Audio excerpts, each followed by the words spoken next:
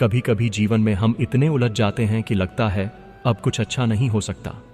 रास्ते बंद हो जाते हैं, उम्मीदें थक जाती हैं और मन भीतर से टूटने लगता है। ऐसे में इंसान सोचता है कि शायद ईश्वर ने उसे छोड़ दिया है, परंतु सच्चाई ठीक इसके विपरीत है। जब तुम महसूस करते हो कि सब खत्म हो गया, वही क्षण होता है जब ईश्वर तुम्हारे भीतर एक नया आरंभ बो रहा होता है। श्री कृष्ण ने गीता में कहा, जब दुनिया तुम्हारे विरुद्ध हो जाए, तब भी अगर तुम अपने भीतर यह कह पाओ कि जो हो रहा है वह भी उसके ही आदेश से हो रहा है, तो समझो कि तुम्हारे भीतर विश्वास का बीज अंकुरित हो चुका है। जीवन में हर कोई चाहता है कि फल जल्दी मिले, पर बीज बोने के बाद उसे अंकुरित होने में समय लगता है। यही गीता का संदेश है। जब तुम ईश्वर पर विश्वास रखते हो, तब वह तुम्हारे जीवन की मिट्टी तैयार करता है। वह तुम्हारे भीतर के अहंकार को तोड़ता है, तुम्हारे धैर्य को परखता है और तुम्हें योग्य बनाता है उस वरदान के लिए जो उसने तुम्हारे लिए तय किया है। पर हम अधीर हो जाते हैं। हम चाहते हैं कि प्रार्थना करते ही परिणाम मिल जाए, पर श्री कृष्ण कहते हैं, जो सच्चा साधक है वह कभी अधीर नहीं होता। विश्वास का अर्थ है, मैं नहीं जानता कैसे, पर मुझे भरोसा है कि होगा। यह वही भरोसा है जो अर्जुन के भीतर उस समय भी था जब उसने अपने ही परिजनों के विरुद्ध युद्ध करने की बात सुनी। वह कांप गया, गिर पड़ा, रो पड़ा, पर जब श्री कृष्ण ने कहा, उठ अर्जुन, तेरा धर्म तुझे पुकार रहा है, तब वह फिर से खड़ा हुआ। यही है विश्वास। जब परिस्थिति तुम्हें गिरा दे और तुम फिर भी खड़े हो जाओ, क्योंकि तुम्हें पता है कि कोई अदृश्य शक्ति तुम्हारे साथ है। वही है ईश्वर पर सच्चा भरोसा।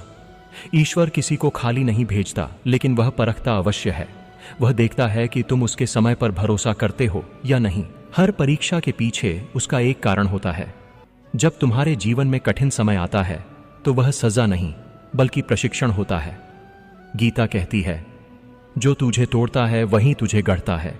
इसलिए जब जीवन तुम्हें झकझोर दे तो डरना मत, मुस्कुरा देना, क्योंकि इसका अर्थ है कि ईश्वर तुम्हें मजबूत बना रहा है।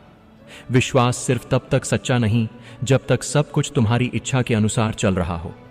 असली विश्वास तब दिखता है जब सब विपरीत हो, जब तुम्हारे सारे दरवाजे बंद हो जाएं और तुम फिर भी कहो, मुझे पता है वह मेरे लिए बेहतर द्वार खोल देगा। यही वह क्षण होता है जब ईश्वर तुम्हारी परीक्षा पास मान लेता है, क्योंकि तब तुम चाहना छोड़कर भरोसा करने लगते हो। याद रखो, ईश्वर तुम्हें वही देता है जो तुम्हारे लिए उचित है, न कि जो तुम अभी चाहते हो। वह समय जानता है, वह मंजिल जानता है, तुम्हें बस अपने मार्ग पर चलते रहना है। विश्वास एक साधना है। इसे रोज सींचना पड़ता है, जैसे कोई माली अपने पौधे को पानी देता है। हर सुबह जब तुम उठो तो मन में यह भाव रखो कि आज जो भी होगा वह मेरे हित में होगा। जब यह भाव तुम्हारे भीतर बार बार दोहराया जाता है, तो धीरे धीरे मन स्थिर होने लगता है। यही स्थिरता, यही शांति ईश्वर की उपस्थिति है। कभी ध्यान दिया है, छोटे बच्चे को जब पिता गोद में उठाता है तो वह डरता नहीं कि पिता गिरा देगा, उसे पता है वह सुरक्षित है। ठीक वैसा ही भाव ईश्वर के प्रति रखो। तुम अगर उसके बच्चे हो तो वह तुम्हें गिरने नहीं देगा। हाँ, कभी कभी वह तुम्हें गिरने जैसा अनुभव जरूर देगा, ताकि तुम उड़ना सीख सको। ईश्वर चाहता है कि तुम बड़े बनो, पर बड़ा बनने का अर्थ केवल सफलता नहीं बल्कि भीतर से मजबूत होना है। वह चाहता है कि तुम्हारा विश्वास इतना गहरा हो जाए कि तुम परिस्थिति नहीं, अपनी आत्मा से निर्देश लो। जब आत्मा कहती है सब ठीक है, तो मानो सब ठीक है। यही है गीता का मर्म, कि जीवन का नियंत्रण ईश्वर के हाथ में छोड़ दो, पर कर्म करना कभी मत छोड़ो। जीवन में जब हम ईश्वर पर भरोसा करने का बीज बो देते हैं, तो यह केवल शुरुआत होती है। इसके बाद आता है सबसे कठिन, सबसे चुनौतीपूर्ण हिस्सा, धैर्य की परीक्षा। क्योंकि ईश्वर का काम हमारी मानसिकता, हमारी समझ और हमारे आत्मविश्वास की परख लेना है। और अक्सर यह परख उस समय होती है जब हमें लगता है कि सब कुछ ठहर गया है, जब हमारी उम्मीदें टूटने लगती हैं और हमारी प्रार्थनाओं के उत्तर देर से या कभी नहीं आते। कभी कभी लगता है कि सब कुछ ठहर गया है, कि जीवन की गति अचानक रुक गई है, और तब हमारा मन बेचैन हो जाता है।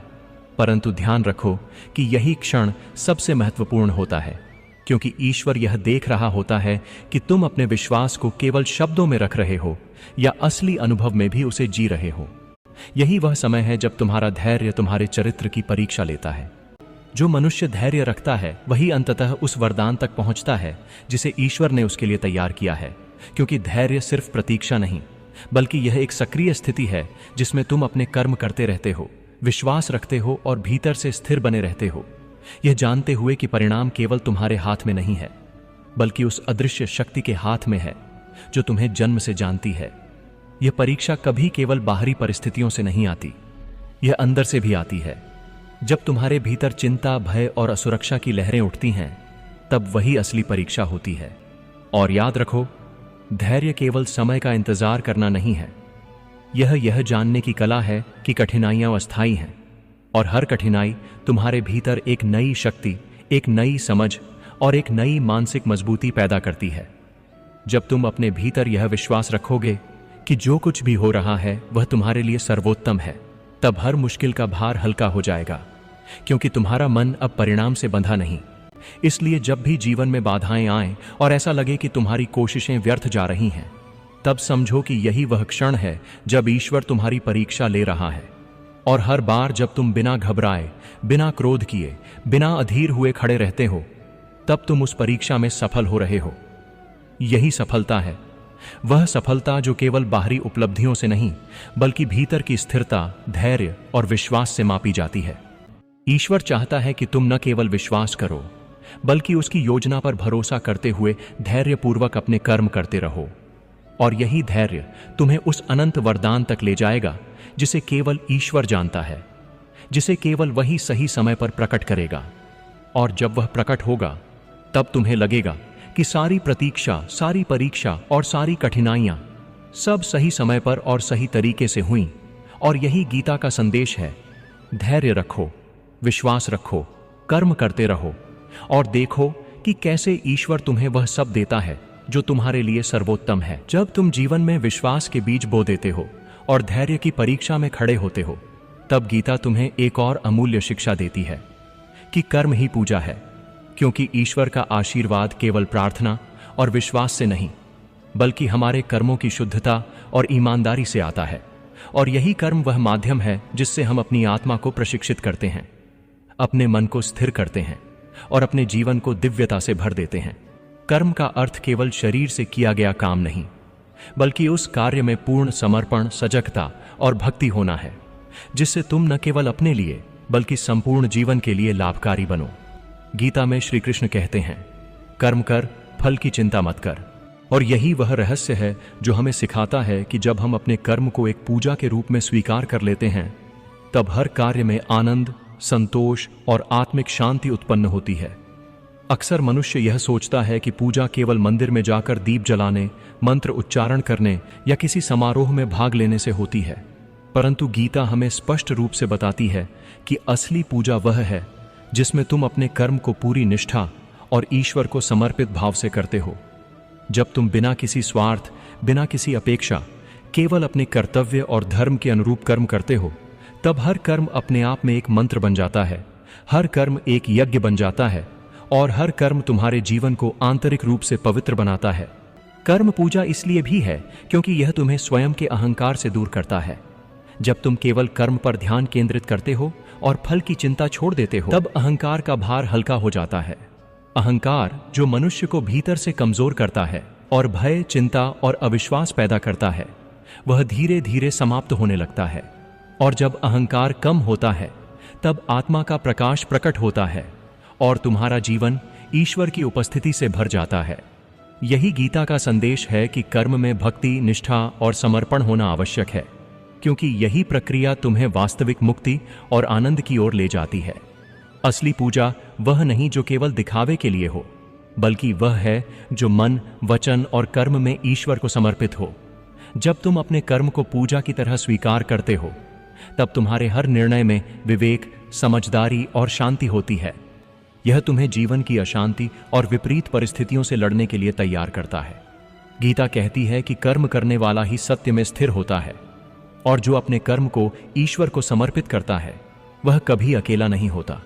इसलिए याद रखो, चाहे तुम्हारे कार्य छोटे हों या बड़े, चाहे वे दिन प्रतिदिन के सामान्य काम हों या जीवन के महत्वपूर्ण निर्णय, हर कर्म जब तुम्हारे समर्पित भाव और ईश्वर पर भरोसे के साथ किया जाता है, तब वह पूजा बन जाता है और यह पूजा तुम्हारे जीवन को समृद्ध बनाती है।